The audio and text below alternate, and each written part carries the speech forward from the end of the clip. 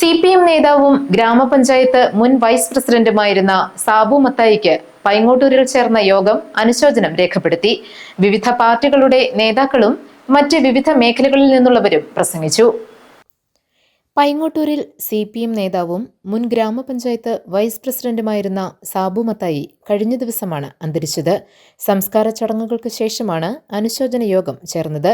CPM ജില്ലാ secretary S. Satheesh, Shaji Muhammad, N. Arun, A. Anshad, Antony John, KP James, Sijo John, Sisi Jaison, Dai Thomas, Robin Abraham, Ibrahim Lushad, Santhosh George, Jose Maniyatt, Biju Mullassery തുടങ്ങിയവർ പ്രസംഗിച്ചു.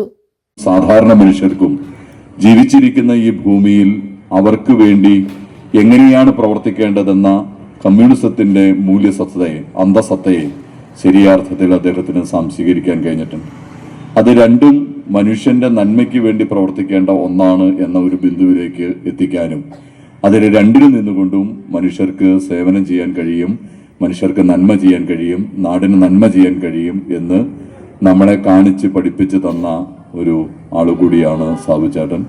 പ്രിയപ്പെട്ട സാബുചേട്ടൻ്റെ വേർപാടിൽ ഒരിക്കൽ കൂടി ദുഃഖത്തിൽ പങ്കുചേരുന്നു. കമ്മ്യൂണിസ്റ്റ് പാർട്ടി ഓഫ് ഇന്ത്യ മാർക്സിസ്റ്റിന്റെ ജില്ലാ കമ്മിറ്റിക്ക് വേണ്ടി അഗാധമായ ദുഃഖവും അനുശോചനവും രേഖപ്പെടുത്തുകയും ചെയ്യുന്നു. GTV news, Kothamangalam.